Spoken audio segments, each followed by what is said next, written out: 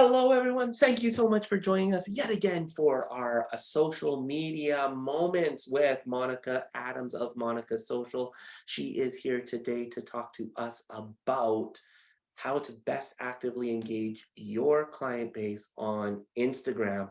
Monica, thank you so much for joining us. And you know it, the floor is yours. Good morning, everybody. We're just going to go right to sharing our screen again and get started on my presentation.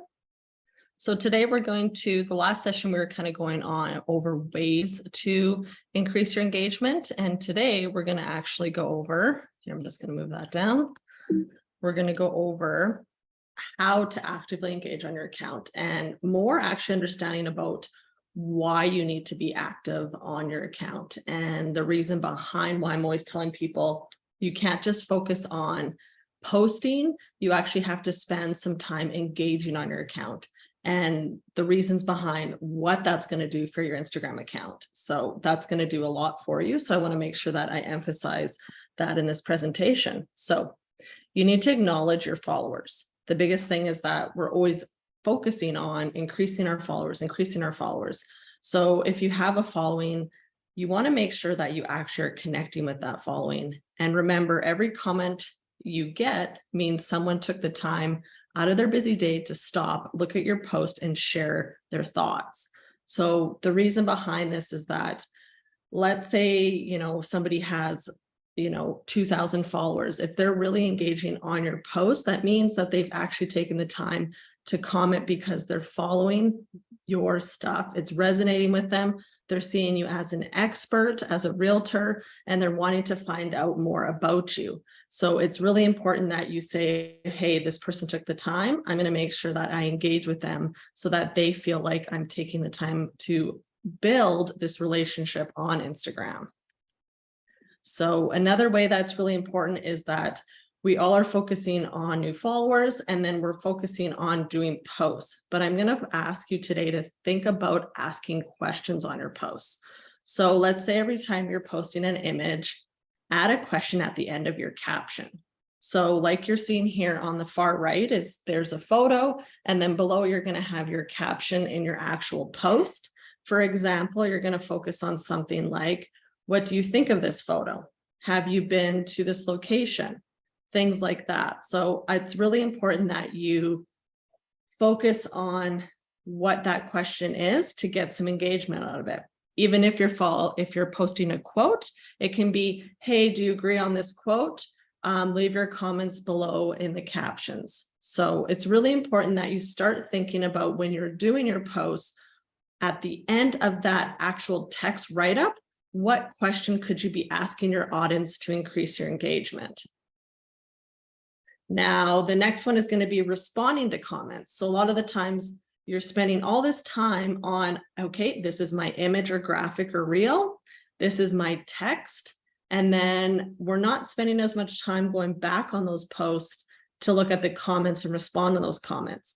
But it's really important with the algorithm that we respond to these comments because the algorithm on Instagram does take that into account with making your posts shoot up and have more engagement. So, but that doesn't mean you should give up entirely. So the biggest thing is that when somebody responds, and even if they, let's say you do a giveaway and you're getting all these people, or you do a post and you ask a question, but you can't really spend the time on replying to everybody's comments and writing something authentically, it's even okay if you just go through and heart the comment, because then that's still letting people know that you're still responding to them taking the time to leave the comment. So that still does work as a quick way for you to show, hey, thanks for leaving the comment. I'm going to heart it, and then I'm going to move on. Again, on the far right here, these are the things that you can use on Instagram stories. So you could ask a question, and let's say people actually type an answer or ask you a question. You want to really make sure that you're following this and that you're making sure you're sharing those and actually responding to those sticker things on your Instagrams. Again, poll like this is another feature on your Instagram stories. But let's say you do a poll, it's really important that you do share the findings of that poll, because people really want to see, hey, I took the time to respond on that poll. Well, I want to see what the outcome is of that poll is. So it's really important that if you're going to be using these features, to fully utilize them to their full potential.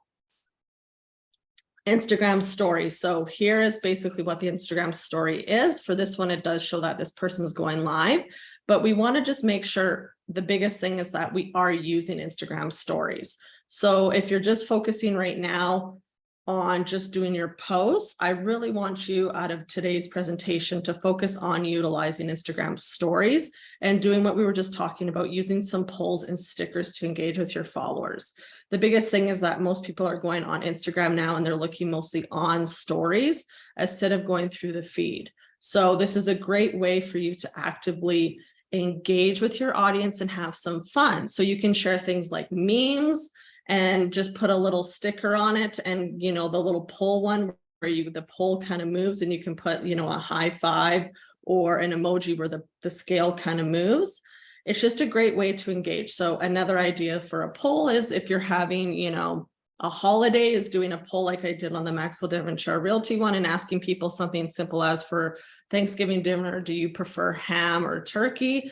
And if it's something like, you want to use something real estate wise, using something like, hey, do you prefer, a hood over your fan in your kitchen, or do you prefer a microwave over the stove? Just asking quick, easy questions so that people can just click and answer those polls. So today's presentation, of course, is just going to be basically diving into that. So I just want you to take the time to remember, I'm just going to stop sharing my screen here, to make sure that you're taking the time out of your busyness with always focusing on posting, but making sure you're actually taking the time to go through and do the engagement side of Instagram. A lot of people don't do this, even in the social media manager role. They'll basically do posts, but then they won't spend the time doing the behind the scenes, which does a lot for growing your Instagram. So thank you so much for tuning in today, and I hope you get a lot of value out of this. Of course, if you have any questions or anything, just reach out to me. And next, Alex, we're going to be diving into LinkedIn. Wonderful. And guess what? I promise if you comment on this post, either on our Facebook account, on our YouTube channel, on our TikTok, we will respond to you. I'm Alex Ward, broker owner of Maxwell Devonshire Realty, joined today by the expert Monica Adams of Monica Social, and we can't wait to see you next week. See you, everyone.